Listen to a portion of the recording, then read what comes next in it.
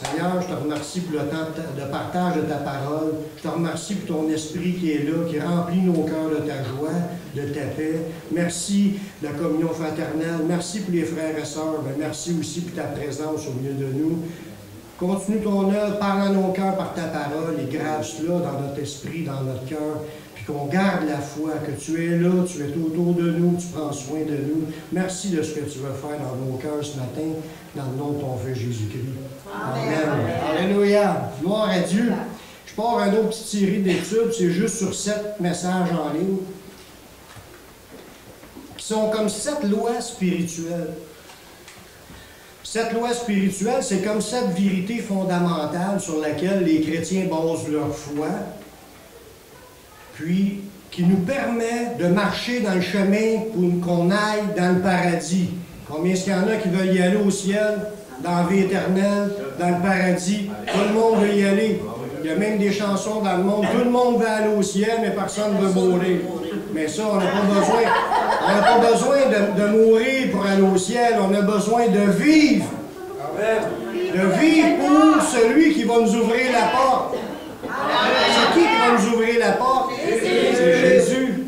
Amen. Aujourd'hui, la première loi spirituelle qu'on doit baser notre foi, frères et sœurs, c'est que le salut, puis même toute notre relation avec Dieu, on doit comprendre que c'est à cause qu'il nous aime, qu'il nous donne cet accès-là à tout ce qu'il a promis. Dieu est amour, puis Dieu aime ses créatures. Je sais qu'on n'est pas toujours aimable, il faut l'avouer. C'est à cause de cela qu'on a besoin de la grâce, parce que sinon, si on serait tous des aimables, puis qu'on n'aurait pas besoin de Jésus pour être pardonné, on aurait tout rentré.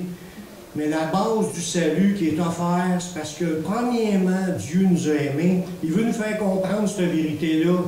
La première vérité qu'une personne doit comprendre, c'est premièrement qu'il y a-tu un Dieu qui existe. Puis quand tu sais qu'il est là, qu'il y a un Dieu qui existe, de savoir que ce Dieu-là t'aime. Qui aime ça, se fait dire que je t'aime? Qui n'aime pas se fait dire je t'aime? Ben, c'est vos mains. Tout le monde veut se le faire dire qu'ils sont aimés. Dieu a créé la nature humaine comme ça, comme Dieu lui aussi est amour. Il a créé l'homme à son image, il a mis dans nos cœurs de l'amour, puis on aime aimer, puis on aime être aimé. Ça fait partie d'une vérité qu'on a besoin de comprendre, que Dieu nous aime aussi. Ça, on ne le voit pas tout le temps, on s'en rend pas compte. Puis Dieu nous aime, puis il y a un plan merveilleux pour notre vie. Dieu veut intervenir dans ma vie, puis il veut intervenir dans vos vies. C'est la première vérité qu'on a à comprendre, c'est celle-là qu'on va regarder dans plusieurs passages. Dieu, il y a des projets pour chacun de vous. Ça nous dit dans Jérémie 29, le verset 11. C'est Dieu qui parle. Il dit, « Car je connais les projets que j'ai formés sur vous, dit l'Éternel. Projets de paix et non de malheur, afin de vous donner un avenir et une espérance. » Les projets que Dieu veut nous donner, frères et sœurs, c'est dans le but de nous donner un avenir. Dieu, il a une vision à long terme. Il ne veut pas juste qu'un jour qu'on ait compris, il m'aime, puis ça s'arrête là. Cette relation d'amour-là, Dieu il a fait des projets pour nous dans la cause qu'il nous aime, puis c'est un avenir, puis une espérance pour l'éternité. Dieu veut nous emmener dans la vie éternelle. Puis il y a des projets à long terme, mais il y a des projets qui commencent aujourd'hui. Lorsque tu commences à réaliser l'amour de Dieu, lorsque tu commences à y goûter, tu commences déjà à profiter des choses que Dieu a préparées pour toi. Mais il faut que tu y crois. Parce que si tu ne sais pas que Dieu a quelque chose pour toi, tu n'y demanderas pas. Mais quand tu l'apprends que Dieu t'aime et que Dieu a un projet pour toi, puis Dieu les connaît, ces projets qu'il y a pour ta vie, puis on va voir qu'il y a des versets qui nous parlent, même avant qu'on soit au monde, Dieu avait des projets pour notre vie. Mais quand on le réalise, on veut juste dire, Seigneur, prends ma vie, je veux intégrer ton plan. C'est pas une question d'accomplir nos plans et nos projets. C'est pas une question d'accomplir les plans et les projets du monde. ni d'accomplir les plans et les projets du diable. C'est pas ça qu'on veut. On veut le projet de Dieu, ce que Dieu a préparé d'avance pour nous. Le monde, ils en ont des plans, puis ils essayent souvent dans leur projet de nous mettre des bâtons dans les roues, puis ils essayent de nous bloquer, ils essayent de nous écraser, puis nous dire des paroles qui vont nous jeter à terre, puis nous...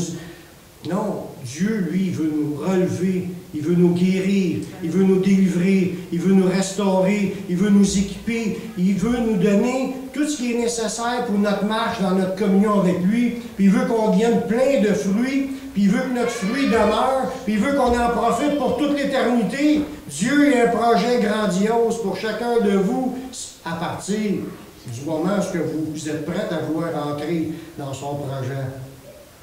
Sais-tu que Dieu, il te connaît depuis ta formation dans le ventre de ta mère? Il y a un verset qui le dit dans le psaume 139, le verset 13 à 16. Ça dit, c'est comme si quelqu'un parle à Dieu, puis il dit, c'est toi qui as formé mes reins, qui m'as tissé dans le sein de ma mère. Je te loue de ce que je suis une créature si merveilleuse. Il dit, tes œuvres sont admirables, et mon âme le reconnaît bien. Mon corps n'était point caché devant toi lorsque j'ai été fait dans un lieu secret, tissé dans les profondeurs de la terre. Quand je n'étais qu'une masse informe, tes yeux me voyaient, et sur ton livre étaient tous inscrits les jours qui m'étaient destinés avant qu'aucun d'eux existât. Celui qui a parlé cette prière-là à Dieu, c'est une révélation qu'il a eue pour nous faire comprendre que depuis qu'on est au monde, même pas au monde, on n'était même pas formé, on était une masse informe. On était comme juste un ovule fécondé, là, puis ça venait de commencer. Dieu nous voyait déjà dans le ventre de notre mère. Dieu, c'est lui qui nous a tissés, qui nous a formés, qui nous a donné nos membres, il a toujours été là à nous regarder et à nous développer dans le ventre de notre mère. C'est lui qui... on n'était même pas encore formés, qu'il avait déjà dans sa tête des plans pour toute notre vie. Puis Dieu avait des plans de bonheur, puis il voulait nous donner de la joie dans notre cœur, il voulait nous bénir, prendre soin de nous. Dieu a des projets pour chaque bébé qui est au monde. Puis même avant même qu'il soit au monde, Dieu a des projets. Dieu, il est attentionné à ses créatures. Pourquoi? Parce qu'il les aime. Dieu nous aime. Puis il y en a qui disent, ouais, mais mes parents, ils m'ont rejeté, mes parents, ils ne voulaient pas de moi. J'étais en erreur. Ils m'ont dit que j'étais en erreur, qu'ils n'ont pas été capables de s'abstenir, puis là, ils ont fait par erreur, je ne dirais pas les détails, puis là, ma mère est tombée enceinte, puis j'ai jamais été accepté, j'ai jamais été désiré. Mais depuis que tu es dans le ventre de ta mère, Dieu t'aime, puis Dieu s'inquiète de toi, puis Dieu a des plans pour ta vie, puis tu n'es pas en erreur. Tu n'es pas le fruit de par hasard que tu es arrivé là, que tu n'étais pas supposé d'être là. Faut que tu crois que Dieu t'aimait depuis que tu es dans un ovule fécondé, puis tu as commencé à te développer en fœtus. Dieu avait déjà des projets pour ta vie. Puis il savait que tu serais là aujourd'hui en train d'entendre sa parole, puis à se révéler à toi pour que tu puisses le connaître. Puis Dieu t'aimait depuis ce temps-là. Même si tes parents t'ont pas donné l'amour, puis l'attention, puis les soins que tu aurais dû avoir, Dieu t'aimait quand même, puis Dieu voulait se révéler à toi.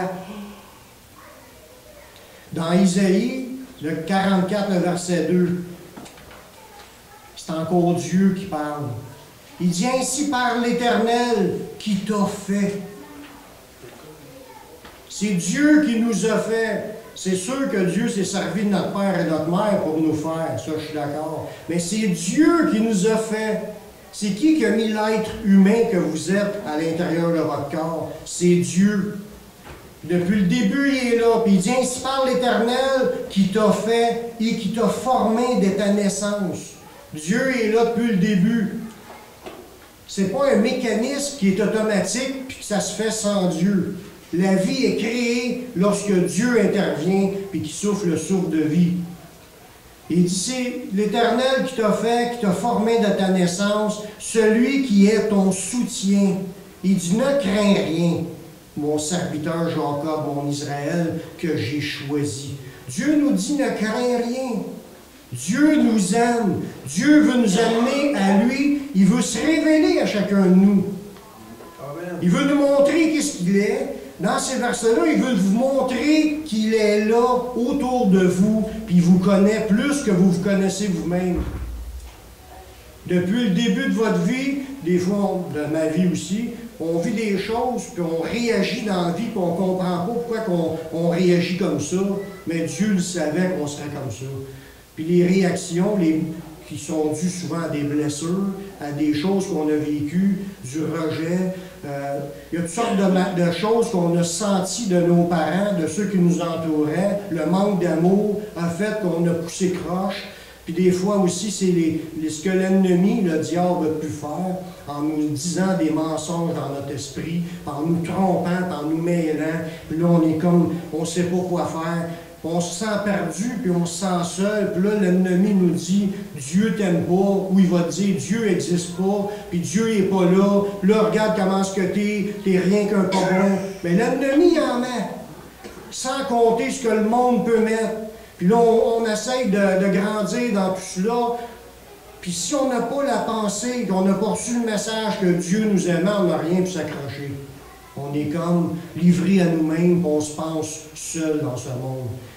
Mais j'ai une bonne nouvelle, vous n'êtes pas seul. Parce que le Créateur de toutes choses, il est là à chaque moment, depuis que vous êtes, comme je l'ai dit tantôt, dans le ventre de votre mère. C'est lui qui vous a tissé, c'est lui qui vous a fait, puis il nous a choisis. Si vous vous appelez le nom que vous vous appelez, si vous avez la personnalité que vous avez, si vous avez votre âme à l'intérieur de votre corps, puis vous réalisez que vous êtes là, c'est pas un hasard. Vous n'êtes pas un hasard, puis c'est une bad luck dans la nature que vous êtes là, vous n'étiez pas supposé être là. Au contraire, Dieu vous connaît, puis Dieu vous aime. Je ne dis pas qu'il approuve tout ce qu'on fait. Il n'approuve pas tout ce qu'on fait. Il n'approuve pas tout ce qu'on pense. Il n'approuve pas tout ce qu'on dit. Mais il nous aime. Pourquoi qu'il nous aime? Parce que Dieu, il est amour. Il n'a pas créé sa création juste pour faire des bébelles pour les casser. Il n'est pas animé de haine et de méchanceté.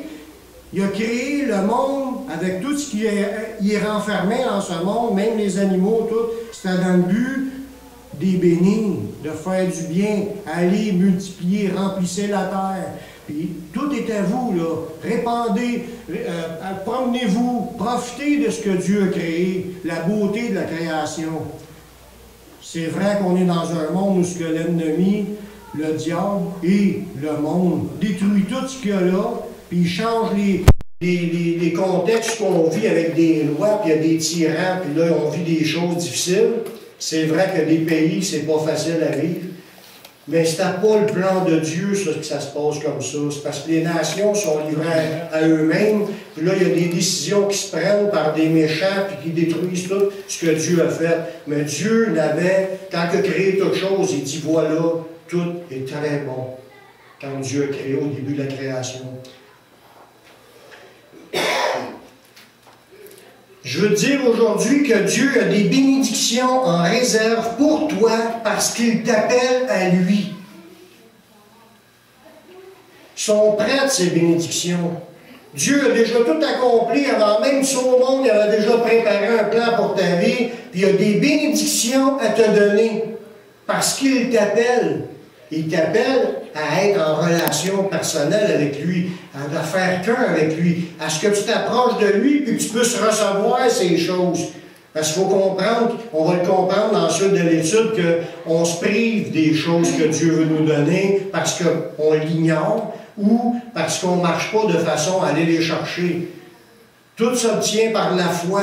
Mais je veux te le dire aujourd'hui que Dieu t'aime. Mets ta foi en Dieu. Approche-toi de lui. Il veut t'aimer, te montrer qu'il t'aime, puis il veut te bénir en plus de ça. Alors, regardez ce beau verset-là, dans Isaïe 45, le verset 3. Il dit, je te donnerai des trésors cachés.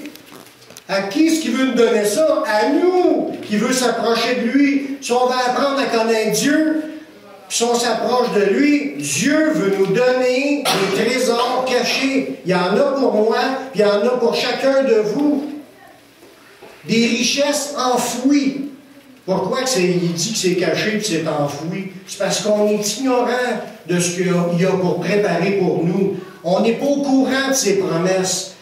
Dans la Bible, c'est plein de promesses. Dieu veut intervenir pour nous guérir, pour nous délivrer, pour nous remplir, puis nous changer, nous modeler, nous transformer. Il veut nous amener à être comme Jésus. Fait qu'il y en a des beaux cadeaux à nous donner.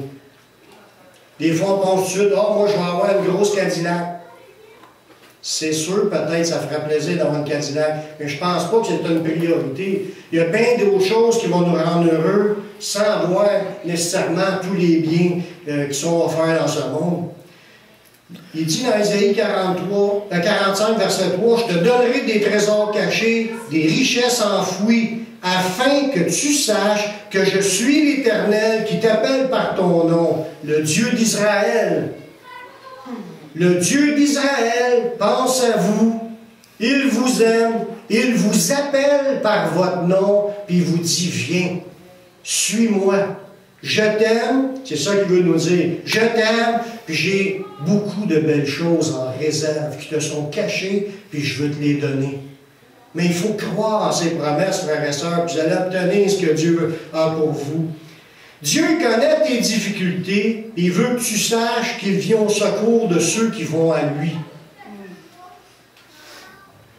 Des fois, on se dit, j'ai tellement de problèmes, ça va mal. Je ne suis pas heureux. C'est vrai qu'on n'est pas heureux tout le temps. Surtout quand on n'a pas encore découvert Dieu. On est malheureux parce qu'on ne sait pas où s'accrocher.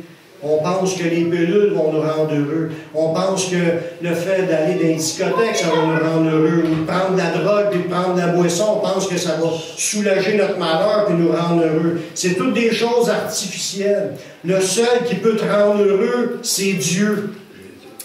C'est Dieu qui peut intervenir dans ta vie et la changer.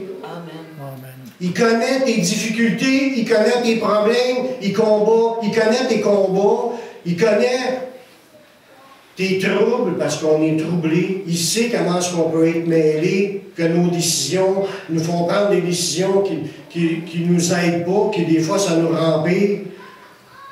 Dans le psaume 10, le verset 14, ça nous dit « Tu regardes cependant, car tu vois la peine et la souffrance. » C'est Dieu, il voit la peine et la souffrance que les gens ont. Dieu n'est pas insensible à la peine et aux souffrances qu'on supporte. Il les connaît, les peines et les souffrances. Il y en a-tu qui n'ont jamais souffert dans leur vie, qui n'ont jamais eu de peine? Mais Dieu était là à chaque fois que vous aviez eu de la peine.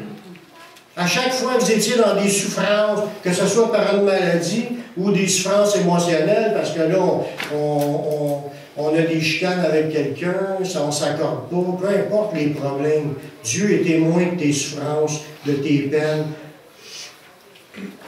Dieu voit la peine et la souffrance pour prendre en main leur cause. Dieu veut prendre en main notre cause. C'est une bonne nouvelle. Dieu veut s'occuper de nos peines et de nos souffrances. Il dit, c'est à toi que s'abandonne le malheureux. C'est toi qui viens en aide à l'orphelin. Dieu, il veut intervenir dans nos vies. Le saviez-vous? Dieu veut nous sortir de nos peines, de nos malheurs. Pourquoi? Parce qu'il nous aime. Il m'aime, il vous aime. Il faut s'accrocher à cette vérité-là. C'est une vérité essentielle pour rentrer à s'approcher de Dieu. Parce que si tu ne penses pas que Dieu t'aime, tu ne demanderas pas. Si tu penses que Dieu il t'haït, puis qu'il t'a rejeté, puis qu'il ne veut rien savoir de toi, tu ne t'approcheras pas de lui. Il veut que tu saches aujourd'hui qu'il t'aime, puis qu'il veut s'occuper de ceux qui souffrent, de ceux qui sont malheureux. Il voit la peine, puis il veut s'en occuper comme si c'était son problème à lui. Parce qu'il nous aime. Amen. Lorsque Dieu entend nos cris, il vient à notre secours. Ça nous dit dans le psaume 34, le verset 6. Il dit, quand un malheureux crie, l'Éternel entend. Puis il le sauve de toutes ses détresses. Y a-t-il des gens ici qui ont des détresses ce matin? Vous pouvez crier à l'Éternel parce que l'Éternel est témoin de vos souffrances, puis il veut intervenir dans votre vie, il veut s'occuper de vous, puis il attend que vous y offrez. Dites, Seigneur, prends ma vie, ou prends tel et tel problème dans ma vie, j'ai besoin d'aide. Criez à Dieu, demandez-lui qu'il va le faire. Dieu, là, même malgré la rébellion des nations, il ne faut pas se cacher, l'ensemble de la planète est rebelle envers Dieu. Les gens n'obéissent pas à la parole de Dieu. Ils ne mettent pas leur vie conforme à la parole de Dieu. Et malgré la rébellion de tout le monde, Dieu les aime quand même, puis Dieu envoie ses bénédictions, il envoie ses bontés. On voit ça dans Acte 14, le verset 16 et 17. Il dit, « Ce Dieu, dans les âges passés, a laissé toutes les nations suivre leur propre voie. » Toutes les nations suivent leur voie, puis suivent leur propre chemin, puis ils détruisent le passage. Le Dieu n'a pas cessé de rendre témoignage de qui ce qu'il est en faisant du bien, et en dispensant les pluies puis les saisons fertiles, en donnant la nourriture avec abondance, puis en remplissant vos cœurs de joie. Malgré que les gens sont rebelles, Dieu continue à déverser ses bontés. Pourquoi? Parce qu'il nous aime. Dieu veut qu'on le découvre, il veut qu'on le connaisse dans sa véritable identité. Il veut que tu arrives à comprendre qui est ce Dieu-là. Parce que comme on a dit tantôt, il dit les autres dieux, c'est des idoles. Mais le Dieu qu'on sert, c'est le Dieu qui a créé le ciel et la terre. C'est celui qui t'a formé. Il n'a pas deux dieux, il n'a pas trois, il n'a pas cinq. Il y a un seul Dieu créateur de toutes choses. Puis, ce Dieu-là, il veut intervenir dans ta vie, il veut que tu apprennes à le connaître. Dans Jean 17,3, ça nous dit, c'est Jésus qui parle. Or, la vie éternelle, c'est qu'ils te connaissent, toi, le seul vrai Dieu, et celui que tu as envoyé, Jésus-Christ. Vous voulez apprendre à connaître qui est ce Dieu-là? Parce que c'est une bonne question, on veut se le demander, c'est qui ce Dieu-là? Il s'est-tu révélé dans l'histoire? Oui, il s'est révélé dans l'histoire. Quand il s'est révélé, allez lire la Bible. Lisez les écrits de l'Ancien Testament. Vous allez voir l'histoire du peuple d'Israël. Puis vous allez voir aussi tout ce que Dieu a fait pour eux. Puis vous allez voir aussi qu'il y a des promesses qui annonçaient un Messie. Jésus est venu, il a accompli les promesses qui étaient écrites à son sujet. Il s'est révélé. Puis là, tous les miracles que Jésus a fait pour démontrer qui ce qu'il était, ce Dieu-là s'est révélé, vous voulez le connaître, tournez-vous vers le Dieu de la Bible, le Dieu d'Israël, le Dieu le Père révélé à travers Jésus-Christ. Puis là, vous allez apprendre à connaître qui est le vrai Dieu. Puis vous allez connaître aussi son cœur pour les humains. Ce Dieu-là s'inquiète de ses créatures. Ce Dieu-là aime ses créatures. L'amour de Dieu, Dieu l'a prouvé qu'il nous aimait par la venue de Jésus-Christ.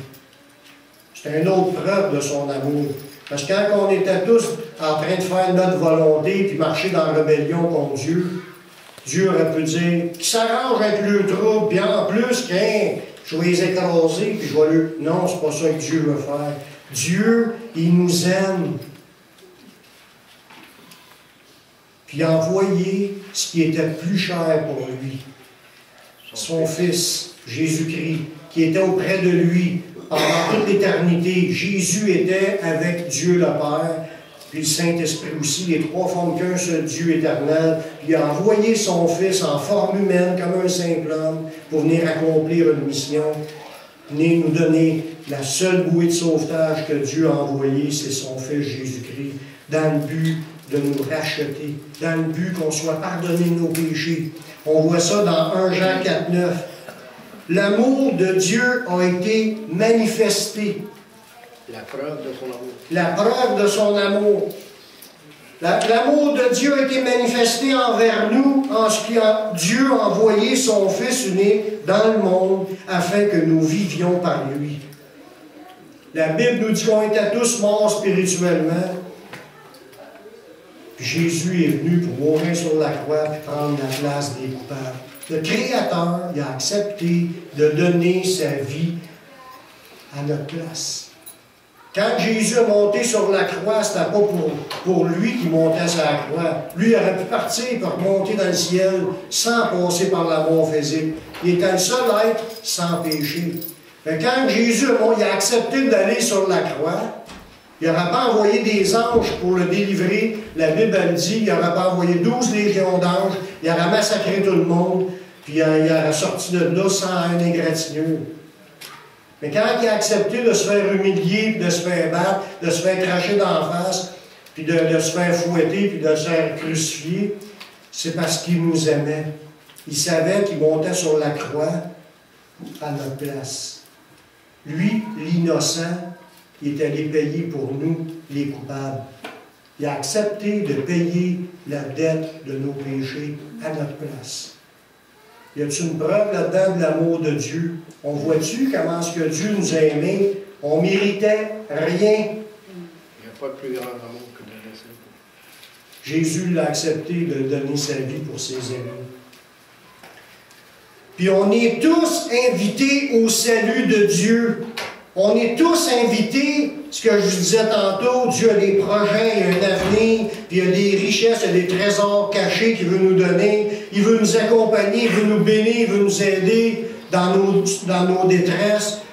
Puis tout ça, on est tous invités à recevoir ces choses. Dans Jean 3,16, ça nous dit, « Car Dieu a tellement aimé le monde qu'il a donné son Fils unique afin que quiconque croit, afin que quiconque croit, c'est qui ça, quiconque croit? C'est nous autres. C'est nous autres, c'est tout le monde. Quiconque, c'est tout le monde. C'est moi, c'est vous, et tout le monde qui ne sont pas assis ici aujourd'hui, tout le monde de Beauharnois. Quiconque dans Beauharnois, ou même quiconque au Québec, quiconque dans le Canada, quiconque dans le monde entier veut croire en Jésus-Christ qui est mort sur la croix, si tu veux y croire, quiconque croit ne périsse point, mais qu'il ait la vie éternelle. C'est ce que Dieu veut nous donner, la vie éternelle. Il ne veut pas qu'on périsse, il ne veut pas que le méchant meure, il veut qu'il change de vie, il veut qu'il vive. Pourquoi qu'on a cette option-là de pouvoir être pardonné et d'avoir la vie éternelle? C'est parce qu'il nous aime. Amen. Il veut nous avoir avec lui pour l'éternité. Il veut que ces créatures, on vit du bon temps avec le Seigneur, quand on est rempli de sa joie, sa paix. On est heureux sur la terre. Mais il y a de quoi qui s'en vient dans la vie éternelle qui va être encore bien plus grand que tout ça. Quand on va voir Dieu face à face, on va être complètement rempli de sa présence. Justement, j'ai quelques versets à vous lire là-dessus. On va être bien, on va être béni, il n'y a plus de maladie, plus de souffrance, plus de mort. C'est le bonheur, la joie, l'amour pour l'éternité. C'est ce qui s'en vient dans l'histoire sans fin. Puis tout ce qu'on a vécu dans notre corps, les souffrances, puis les maladies, puis tous les problèmes, on ne goûtera plus à ces choses-là. Dieu veut essuyer toute larme de nos yeux. Ça va être extraordinaire. Mais déjà, là, en attendant, Dieu dit, « Quiconque croit en lui ne périsse point, mais qu'il ait la vie éternelle. » Vous faites partie de ces quiconques-là. Jésus a promis une vie abondante à ceux qui répondent à son appel. Dans Jean 10, 10. Jésus dit, « Je suis venu afin que ces brebis aient la vie et qu'elle l'ait en abondance. » Spirituellement. Spirituellement, physiquement, puis matériellement. On ne manque pas de rien, même si on n'est pas riche comme tous les riches. Mais on a quand même le vêtement, la nourriture, le toit. Il y en a qui ont des moyens de transport. On est quand même béni de la part de Dieu, mais Dieu veut qu'on ait une vie d'abondance. L'abondance, vous allez l'obtenir, c'est des choses que Dieu a de cachées, qu'il veut révéler, qu'il veut que vous saisissiez par la foi. Et tout ça, c'est donné à travers Jésus, puis après ça, selon votre foi, vous allez réclamer, puis Dieu va vous bénir. Dieu a de grandes choses pour chacun de vous. Il l'a promis dans l'autre verset. Il dit, j'ai des choses cachées, des choses enfouies. Il faut que tu les cherches, il faut que tu fouilles, et tu vas les obtenir. qui marchent en communion avec lui, ils expérimentent l'amour de Dieu par le Saint-Esprit. Je ne sais pas pour chacun de vous, mais je suis sûr que vous avez vécu des expériences, pour ceux qui ont donné leur vie au Seigneur Jésus-Christ depuis un certain temps, vous avez vécu des expériences qui vous démontrent que vous avez goûté l'amour de Dieu. Vous avez vécu des moments dans sa présence quand vous avez prié ou que vous avez loué le Seigneur ou avec des frères et sœurs, puis vous avez ressenti sa présence. La vie chrétienne, ce n'est pas nécessairement une sensation, mais c'est quand même la joie, la paix par le Saint-Esprit. On le voit aussi dans l'autre verset qu'il y a ici, dans Romains 5,5.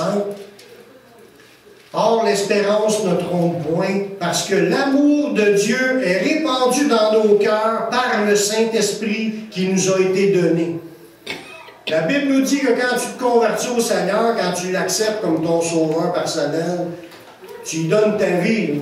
Tu veux changer de vie, tu veux qu'il agisse dans ta vie, Dieu va pardonner tes péchés parce que Jésus a tout accompli, puis il donne le Saint-Esprit. L'Esprit de Dieu il rentre en toi. Tu ne reçois pas ça à la naissance. Tu reçois ça au moment que tu réalises que tu es pécheur. Tu réalises aussi que Jésus est mort sur la croix pour pardonner tes péchés. Puis là, tu le reçois. Tu l'acceptes.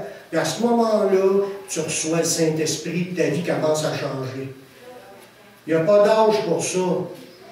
La seule chose que ça prend de la foi. Parce qu'il faut que tu crois. Si tu ne crois pas, tu ne l'auras pas. Si tu le crois, tu peux le recevoir si tu le demandes. Dieu, une fois qu'il rentre dans ta vie, il va commencer à la changer. Et qu'est-ce qu'il va faire? Son Saint-Esprit, il va te remplir ton cœur de l'amour de Dieu. Tu vas être en amour avec Dieu, tu vas être en amour avec les frères et sœurs. Ce n'est pas quelque chose que tu avais nécessairement avant d'être chrétien. C'est quelque chose que tu reçois après d'être chrétien. Tu commences à aimer le monde avec l'amour que Jésus aimait. Tu vas commencer à vivre l'amour de Dieu. Tu vas être conscient de plus en plus de l'amour que Dieu a pour toi. Puis tu vas être en amour avec lui. Cet amour-là s'est répandu dans nos cœurs par le Saint-Esprit. Puis Dieu veut te le donner. Dieu veut que ça fasse partie de sa vie d'abondance, d'être rempli de son amour, rempli de sa joie et de sa paix. Amen. Dans son amour, Dieu il a préparé un avenir pour chacun de nous. Je l'ai dit au début, mais je vais vous donner un verset là. Dans cet avenir-là, c'est une demeure éternelle pour ceux qui croient en lui. Dieu il est en train de préparer une demeure éternelle. Il dit, je m'en vais. Il a dit ça à ses disciples, Jésus. Je m'en vais, puis je vais vous préparer une place. Afin que là où je suis, vous y soyez aussi. Peut-être que vous n'avez jamais entendu parler de cette demeure-là, mais je vais vous donner juste quelques versets. Je ne rentre pas en profondeur pour vous expliquer tout ce qu'il y a là-dessus, mais ça va vous donner une vision, une pensée sur c'est quoi la ville où ce qu'on va vivre dans le ciel. Le paradis, le ciel, ça existe, puis on s'en va vers là. Apocalypse 21, les versets de 1 à 4. Ça va avoir quelques versets, je n'explique pas tout. Je vais m'emmener, si Dieu le permet, je l'amènerai plus en profondeur. Cette étude-là. Mais Apocalypse 21, 1 à 4, ça nous dit que « Et je vis un nouveau ciel et une nouvelle terre. » Ce que vous devez savoir, il va arriver un jour où le ciel et la terre qu'on connaît aujourd'hui va disparaître. Dieu va rouler sa création, il va tout enlever, puis il va créer un nouveau ciel et une nouvelle terre. Parce que la terre, d'à présent, elle a été maudite, puis s'est appelée à disparaître. Il n'y a pas juste un verset qui le dit, mais ce verset-là le dit. Au verset 1, ça dit « Puis je vis un nouveau ciel et une nouvelle terre, car le premier ciel et la première terre avaient disparu, puis la mer n'était plus. » Fait qu'il va y avoir une nouvelle terre, puis il n'y aura pas d'océan. Puis ça nous dit au verset 2, « Et je vis descendre du ciel d'auprès de Dieu la ville sainte. » Dans cette nouvelle terre-là, le nouveau ciel, nouvelle terre, il y a une ville sainte qui va descendre. La nouvelle Jérusalem, c'est la ville où on s'en va. Elle est préparée comme une épouse qui s'est parée pour son époux. Ça dit, Verset 3, « J'entendis du trône de Dieu, une voix forte qui disait, « Voici l'habitation de Dieu avec les hommes. Il habitera avec eux, et ils seront son peuple, et Dieu lui-même sera avec eux. » Dans cette ville sainte-là, on va être en contact permanence avec Dieu. On va voir Dieu. Dieu va venir habiter avec nous, puis nous, on va habiter avec lui. On va vivre une histoire sans fin dans cette immense ville-là. Verset 4, « Il essuiera toutes les larmes de nos yeux, et la mort ne sera plus. Il n'y aura plus ni deuil, ni cri, ni douleur, car les premières choses ont disparu. » Dans cette nouvelle ville-là, ça c'est après qu'on soit ressuscité, qu'on soit dans notre corps céleste, quand on va rentrer dans l'éternel, on va être dans cette ville-là, puis il n'y aura plus de souffrance, plus de maladie, plus de mort, plus de larmes. On va vivre l'éternité dans la présence de Dieu. Puis là, je vous décrirai comment ça va être beau, cette ville-là. La Bible en parle. La ville a la gloire de Dieu. Elle rayonne de lumière. Il n'y a même pas besoin de soleil pour l'éclairer. C'est Dieu lui-même qui éclaire cette ville. Ça dit que les murs, c'est du cristal. Du cristal transparent, parce que la lumière traverse le cristal. Les portes, c'est comme des perles. Puis ça nous dit que les rues sont pavées d'or. Là, il y a tellement de belles choses. On regardera ça à un autre moment. Ça, c'est l'endroit où on s'en va. Que Jésus nous a préparé. Puis Jésus appelle les gens à aller à lui. C'est ça l'amour de Dieu. Dieu a des projets, puis un avenir pour chacun de nous. Amen. Des fois, on pense juste au projet terrestre, mais le projet éternel est encore bien plus grand. On va vivre une vie sans fin dans ce royaume-là. Ça va être extraordinaire. Ça dit que les nations vont marcher à sa lumière, et les rois de la terre y apporteront leur gloire. Puis dans cette ville-là, il y a une source d'eau de la vie qui nous permet de maintenir cette existence éternelle. Puis on est tous appelés aujourd'hui, ceux qui ont soif, vous pouvez boire de l'eau de la vie éternelle. Vous êtes invités à faire partie de ceux qui vont vivre cette histoire. Voici au verset 6 et 7 de l'Apocalypse 21. Dieu nous appelle à boire de l'eau de la vie gratuitement. Ça ne coûte rien. C'est par la foi qu'on peut obtenir ces promesses-là. Apocalypse 21, 6, ça nous dit, « Et il me dit, c'est fait. » C'est Jésus qui parle. « Je suis l'alpha et l'oméga, le commencement et la fin. À celui qui a soif, je donnerai de la source de l'eau de la vie gratuitement. » Amen. Je donnerai de la source de l'eau de la vie gratuitement. En abondance. C'est pas gratuit parce que ça vaut rien. C'est pas gratuit parce que c'est cheap. C'est gratuit parce qu'on n'aura jamais été capable de se le payer. On n'aura jamais été capable de l'obtenir par nous-mêmes. C'était pas gratuit. C'est parce qu'un autre a payé que ça coûtait pour qu'on puisse le saisir. Cet autre-là, c'est Jésus. Là, Jésus qui a payé pour, t'invite et dit, viens boire à cette eau. Puis il dit, si tu as soif, viens boire. C'est gratuit. Jésus a tout payé pour que tu puisses aller boire gratuitement. Il dit, celui qui va vaincre va hériter de ces choses. Je serai son Dieu et il sera mon fils ou ma fille. Voulez-vous être un fils de Dieu? Voulez-vous faire partie de ceux qui vont vivre cette vie éternelle? Dieu veut vous la donner, c'est gratuit. Vous avez quelque chose à faire.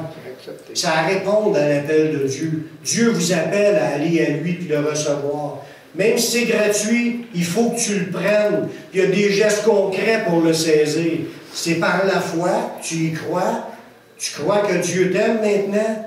Tu crois qu'il t'appelle, réponds à son appel, puis accepte-le comme ton sauveur personnel.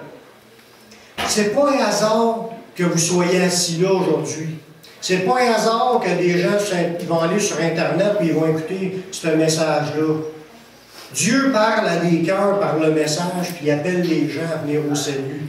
Dans Éphésiens 1,4, ça nous dit en lui, Dieu nous a élus avant la fondation du monde pour que nous soyons saints et irrépréhensibles devant lui, nous ayant prédestinés dans son amour à être ses enfants d'adoption par Jésus-Christ, selon le bon plaisir de sa volonté. Nous avons été choisis. Ce n'est pas un hasard qu'on est assis là.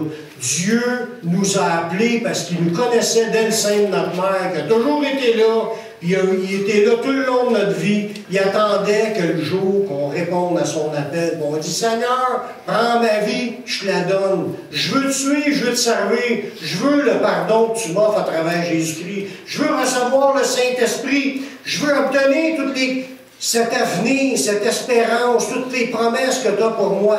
Je veux les avoir. J'accepte Jésus-Christ comme mon sauveur personnel. Je le veux pour moi. À partir du moment que tu le confesses de ta bouche, que tu y crois, ça dit, si tu confesses de ta bouche le Seigneur Jésus, si tu crois dans ton cœur que Dieu l'a ressuscité des morts, tu seras sauvé. Amen. Amen. Dieu veut donner dès maintenant cette assurance que vous faites partie des élus, puis il veut rentrer dans votre vie pour vous amener à être comme Jésus. Je vous lis un dernier verset. Dieu nous appelle à répondre à sa voix. Dans Isaïe 43, le verset 1, qui nous dit « Ainsi parle l'Éternel, ainsi parle maintenant l'Éternel qui t'a créé, ô Jacob, celui qui t'a formé, ô Israël. Ne crains rien, car je te rachète, je t'appelle par ton nom, tu es à moi. » S'il y en a qui veulent faire la prière de repentance, c'est le temps. Je vais faire une prière avec vous, je vais la dire tout haut. Si vous avez la foi dans votre cœur, vous croyez que Jésus est mort sur la croix pour pardonner vos péchés, vous croyez que Dieu vous aime et qu'il veut vous pardonner, mais il faut l'accepter. C'est comme quelqu'un qui se dit, moi je veux me marier avec mon épouse, mais il faut que tu le dises, oui, je le veux. Et elle aussi va le dire, oui, je le veux. Puis là, après ça, les vœux ont été faits. Là, tu t'es déclaré marié. Mais c'est le même avec le Seigneur aussi. Il dit, celui qui me confessera devant les hommes, je le confesserai aussi devant mon Père qui est dans les cieux. Autant aussi, celui qui me reniera devant les hommes, je le renierai devant mon Père qui est dans les cieux. Mais aujourd'hui, Dieu nous appelle à le confesser, à prendre position publiquement. C'est pas une histoire à cachette, même si on était créé à cachette dans le ventre de notre mère, personne ne nous voyait, on a sorti. Mais la vie chrétienne, c'est pas une vie à cachette, c'est une vie en plein jour, en contact avec l'Esprit de Dieu, puis nos vies sont changées, transformées pour arriver à être de plus en plus comme Jésus. Je t'ai invité aujourd'hui à faire cette prière-là, et répétez cette prière avec moi.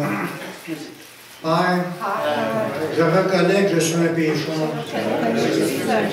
que je suis perdu, mais je sais aussi que Jésus est mort sur la croix. Il a versé son sang pour que je sois pardonné. J'accepte Jésus comme mon sauveur personnel, comme mon Seigneur. Prends ma vie, je la donne. Donne-moi ton Saint-Esprit et conduis-moi dans le chemin de la vie éternelle. Amen. Si tu as fait cette prière, sache que Dieu t'a entendu. Autant qu'il était là depuis le début, il attendait le moment que tu le confesses de ta bouche, que tu veux le recevoir. Tu es maintenant pardonné de tes péchés. Il t'a donné le Saint-Esprit, parce que tu l'as fait sincèrement. Il t'a donné le Saint-Esprit. Maintenant, il y a une nouvelle vie qui commence. Tu es né de nouveau. Marche avec le Seigneur. Va dans une église évangélique pour entendre la parole de Dieu. Va sur les sites Internet, vous pouvez aller sur publicationsévangélique.com, vous allez trouver une foule d'enseignements qui vont vous aider. Puis, lisez la Bible, priez, Restez connectés avec le Seigneur. Gardez la foi. Laissez-vous pas voler ce que vous venez de recevoir. Puis je vous encourage à être là aussi la semaine prochaine pour la suite de cette série-là. Je suis sûr que vous allez être bénis dans le restant aussi. Ça va vous apprendre à connaître ce que la Bible dit à propos de Dieu et de son plan, comment faire pour être sauvé. Que le Seigneur vous bénisse.